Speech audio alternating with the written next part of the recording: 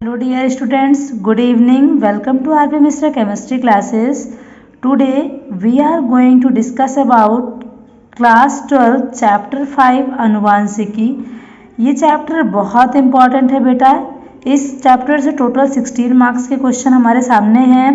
देखिए 5 मार्क्स के जो 5 नंबर के होंगे वो 1 नंबर के क्वेश्चन आएंगे, यानी 5 क्वेश्चन रहेंगे। 2 मार्क्स के हमारे 2 क्वेश्चन रहेंगे, 3 मार्क्स का 1 और 4 का 1। ठीक है, अब देखिए MCQ देख लेते हैं हम लोग। प्लीज़ स्क्रीनशॉट लेते चलिएगा, है ना हमारे साथ में। देखिए विपरीत लक्षणों में एक जुड़े को हम क्या कहते हैं? विकल्पी कहते हैं। ठीक है, बैक्टीरियल गुणसूत्र कैसा होता है? एक सूत्रीय होता है। टर्नर सिंड्रोम से क्या होता है कि उसमें 44 प्लस एक्स हो जाता है, यानी 45 टोटल गुणसूत्र होते हैं। ठीक है ना। फिर जो देखिए मनुष्य में असंचेदित अंडाणु में क्या होता है? एक एक्स गुणसूत्र होता है। ओके, नेक्स्ट है हमारा खाली स्थान। वे जीन्स जो एक ही गुणसूत्र पर रहते हैं उन्हें सहलग्न जीन्स कहते हैं। गुणसूत्र जो होते हैं वो वंशानुगत सामग्री के वाहक होते हैं। उत्परिवर्तन की इकाई म्यूटान है। मनुष्य में लिंग निर्धारण XY के कारण होता है और मंडल को अनुवांशिकी का जनक कहा जाता है। फिर मैच द कॉलम आपके सामने है। अपूर्ण प्रभाविता गुलेबास में 22 गुणसूत्र लिंग का निर्धारण करते हैं। रंग वर्णांधता लिंग सहलग्न और 44 प्लस XXY क्या हो जाएगा? Klinefelter syndrome. और विषम युग्मजी मतलब TT है ना। फिर 1 वर्ड में देखिए सहलग्नता की खोज बैटसन ने की। मंडल ने अपने प्रयोगों को मटर के पौधे के लिए चुना। फिर वंशागति का क्रोमोसोम सिद्धांत सटन व बोवेरी। और लास्ट है वैज्ञानिक मंडल ने वंशागति के 3 नियम दिए: प्रभाविता, पृथक्करण व स्वतंत्र प्रयोग। नेक्स्ट हमारा वेरी शॉर्ट टाइप है जो 2 मार्क्स के क्वेश्चन है। मंडल की सफलता के कारण देखिए क्या क्या थे कि मंडल ने सबसे पहले तो मटर के पौधे का प्रयोग किया और वो पौधा जो था वो 1 वर्षीय था और उभयलिंगी था। प्लाज्मोजीन योज्य जीन क्या है? तो जो केंद्र की गुणसूत्र को छोड़कर उनके अलावा कोशिका द्रव्य में पाया जाता है वो प्लाज्मोजीन है। और जो जोड़े में रह करके अनुवांशिक गुणों की वंशागति करते हैं वो योज्य जीन होते हैं। मंडल का प्रभाविता का नियम क्या है? देखिए कि ऐसा नियम जिसमें जो F1 पीढ़ी है उसमें प्रभावी लक्षण अपने अप्रभावी लक्षण के गुण को क्या कर देगा? दबा देगा। वो प्रभाविता का नियम है।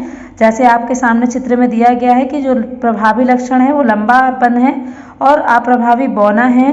तो जो F1 पीढ़ी बनेगी उसमें सभी पौधे कैसे होंगे? लंबे होंगे। नेक्स्ट है एक संकर द्विसंकर में अंतर। एक ही लक्षण के 2 गुणों का अध्ययन होता है, यानी कि केवल एक लक्षणों के बीच क्रॉस कराया जाता है। द्वि में होगा 2 लक्षणों के बीच क्रॉस होता है। इसमें एक ही लक्षण में भिन्नता पाई जाएगी और इसमें 2 में पाई जाएगी। फिर देखिए 2 अलिंगी सूत्र विकारों के नाम हैं: डाउन सिंड्रोम और पटाऊ सिंड्रोम। डाउन जो होता है वो 21वें जोड़े में पाया जाता है और पटाऊ जो होता है वो 13वें जोड़े में पाया जाता है। ठीक है ना। अगला क्वेश्चन है देखिए लॉन्ग टाइप है, शॉर्ट है ये।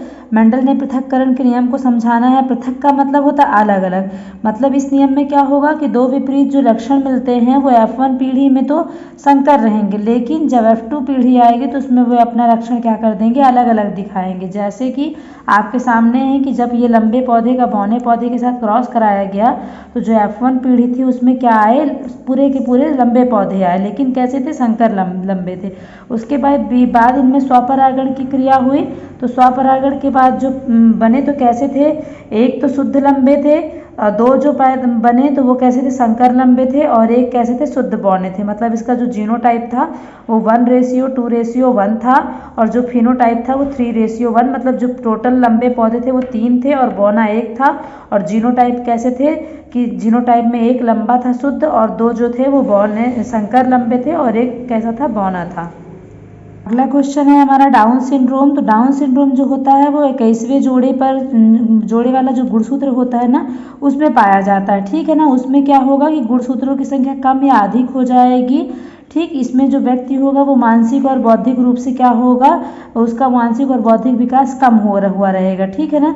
और मैक्सिममली ये उन लोगों में होता है जैसे जो औरतें 45 ईयर के बाद प्रेग्नेंट होती हैं या लगभग 40 to 45 एज में प्रेग्नेंट होती हैं, उसके द्वारा जो बच्चे पैदा होते हैं उनमें ये डिसीज़ पाई जाती है। जीनोटाइप फिनोटाइप के 3 अंतर आपको लिखना है। तो ये जीवों की अनुवांशिक संरचना है और ये भौतिक होती है। फिर ये जीन संगठन को बताता है और ये किसको बताएगा? जीवों के आकार, रंग, स्वभाव आदि को बताता है।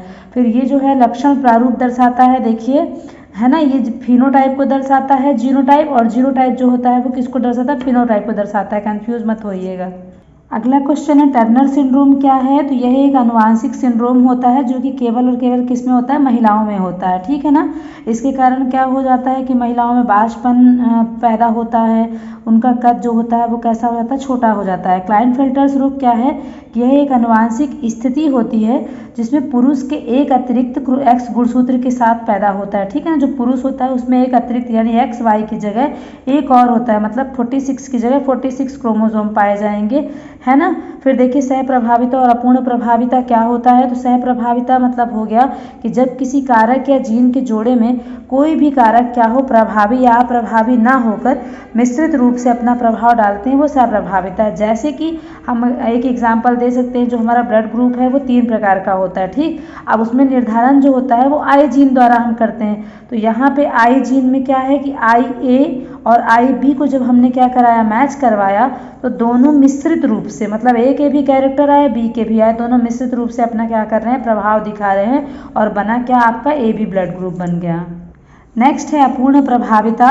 तो विपरीत लक्षणों के जोड़े में एक लक्षण क्या हो जाएगा, दूसरे पर अपूर्ण रूप से प्रभावित। जैसे देखिए एक एग्जाम्पल है मिराबिलिस जलापा, या इसी को हमने गुले बांस नाम दिया, या 4 o'clock प्लांट। इसमें इसका जो पौधा था, फूल था, वो क्या प्रभावी लक्षण में लाल था और अप्रभावी में सफ़ेद था। जब इनके बीच में क्रॉस कराया गया तो जो F1 पीढ़ी बनी, तो F1 पीढ़ी इनकी कैसी थी, गुलाबी यानी पिंक कलर की थी। यहाँ पे चेकर बोर्ड के द्वारा समझाया गया है, देख लीजिए। तो जो जीनोटाइप आया वो रेड 1 थे और पिंक 2 हुए, और उसके बाद आपके व्हाइट कितने हुए, 1 हुए। फिर बिंदु उत्परिवर्तन क्या होता है बेटा, तो डीएनए में जो एडेनिन, ग्वानिन, साइटोसिन और थायमिन पाए जाते हैं ना, तो इनके बीच जो क्या पाए जाएंगे, परिवर्तन होगा इनमें, वही आपका बिंदु उत्परिवर्तन होता है, ठीक। जैसे एक डिसीज होती है सिकल सेल एनीमिया, हिंदी में तो इसका बड़ा अजीब सा नाम है, दात्र कोशिका आरक्तता। तो जो सिकल सेल एनीमिया होती है उसमें जो हमारे रेड ब्लड सेल्स होती है ना, वो गोल ना हो करके कैसे आकार की होती हैं, हाशिया के आकार की हो जाती हैं। नेक्स्ट है हमारा लॉन्ग टाइप आंसर। क्या कारण है कि लिंग सहलग्न रोग पुरुषों में होते हैं, स्त्रियों में नहीं। तो इसका क्या कारण है कि मनुष्य में लिंग सहलग्न रोग, रंग वर्णांतता, गंजापन, बाह्य कान, जो कान के बाहर होते हैं वहाँ हेयर पाया जाना, ये सब होता है, ठीक है ना। यह सब कहाँ होता है, वाई गुणसूत्र के कारण होता है। क्यों, क्योंकि जो वाई गुणसूत्र होता है ना, वो पिता से पुत्र में क्या होता है, स्थानांतरण यानी ट्रांसफर होता है, और इसी कारण वाई गुणसूत्र के सहलग्न कैसे होते हैं, पुरुषों में दिखते हैं, जबकि महिलाओं में केवल और केवल XX गुणसूत्र पाया जाता है, इसलिए ये रोग स्त्रियों में नहीं होते हैं। जब एक सामान्य स्त्री का विवाह एक वर्णांत पुरुष, देखिए इस टाइप के क्वेश्चन काफ़ी आपको मिलेंगे, वर्णांत मिलेगा, हीमोफीलिया मिलेगा, है ना। तो क्या होता है कि जो XY गुणसूत्र में केवल X गुणसूत्र पर ही क्या होता है, रोग होता है, मतलब इसके जो जीन होंगे ना वो X में होंगे, ठीक। तो X में होने के कारण यहाँ पे जो संतति पैदा होगी, तो देखिए उसमें से जो 50% लड़कियाँ होंगी ना, लड़कियाँ वाहक होंगी, इस रोग को फैलाने वाली होंगी, और जो लड़के होंगे वो कैसे होंगे, सामान्य पैदा होंगे। नेक्स्ट क्वेश्चन है 3rd नंबर। प्रायः पुरुषों में वर्णांतता रोग होती है, लेकिन स्त्रियां जो होती है इसकी वाहक होती हैं। क्यों, क्योंकि पुरुष ये रोग जो होता है वो X जीन पर पाया जाता है, पुरुषों में केवल X जीन होता है। तो यदि वो प्रभावित हो जाता है तो उससे जो नई संतति बनेगी वो क्या हो जाएंगी, अभी आपने देखा ड्राइंग में कि 50% जो लड़कियां होंगी वो क्या हो जाएंगी, वाहक होगी, जबकि लड़कियों में क्या होता है कि 2 X गुणसूत्र पाए जाते हैं, तो इनमें से एक क्या रहता है, सही रहता है, इसलिए लड़कियां जो होती हैं वो रोगी नहीं होती हैं, ठीक है ना। फिर क्या है आपका नेक्स्ट क्वेश्चन है कि एक हीमोफीलिया के रोगी का विवाह यदि सामान्य स्त्री से करा दिया जाए तो उससे उत्पन्न संतति को आपको रेखा चित्र द्वारा, तो देखिए हीमोफीलिया को मैच से डिनोट करते हैं, और X जो होता है वो सहलग्न होता है। तो X में हमने H को कर दिया, देखिए हीमोफीलिया डिनोट कर दिया। यहाँ भी सेम वही पोजीशन कि जो लड़कियाँ थी यानी X पर ही, देखिए यहाँ भी मिला और यहाँ भी मिला, और लड़के जो थे वो क्या थे, सामान्य थे, है ना। तो 50% जो लड़कियाँ थी वो वाहक थी और लड़के कैसे हो गए, सामान्य। नेक्स्ट है हमारा मंडल द्वारा प्रयोगों में मटर के पौधे को ही क्यों चुना गया, इसके क्या लाभ थे। देखिए तो मटर का पौधा कैसा होता है, एक वर्षीय होता है, इसे बगीचे में आसानी से उगाया जा सकता है। इसके अलावा कम समय में इसकी ज़्यादा से ज़्यादा क्या वैरायटीज़ हम देख सकते हैं। इनमें स्वपरागण होता है, इनमें नर और मादा क्या होते हैं, अलग अलग होते हैं। इसमें क्या होता है, सॉरी, एक ही साथ होते हैं। इसमें एक पीढ़ी में अनेक बीज उत्पन्न हो सकते हैं, यही इसकी क्या था, लाभ का कारण था। फिर वंशागत के गुणसूत्रवाद को जो दिया था वो वॉल्टर सटन एवं थियोडोर बॉवेरी ने दिया था। ठीक है ना। इनके अनुसार क्या था कि जीन के जोड़े जो होते हैं ना वो गुणसूत्र युग्म के समान होते हैं। ठीक है, पेयर के समान होते हैं। एक एलील के दोनों जीन कैसे होते हैं, समजात गुणसूत्र पर समजात स्थान पर स्थित होते हैं। ओके, नेक्स्ट क्वेश्चन है हमारा स्वतंत्र अपव्यूहन के बाद को आपको समझाना। देखिए मेंडल के तीनों नियम को यहाँ पे अच्छे से बताया गया है, इसलिए प्लीज़ अच्छे से पढ़ लीजिएगा तीनों नियम को डिटेल में। तो मेंडल ने क्या किया कि यहाँ पे दो विपरीत लक्षणों को लिया। एक तो जो बीज थे वो गोल थे और रंग कैसा था, पीला था। दूसरे हरे और झुर्रीदार लिया उन्होंने। ठीक है ना।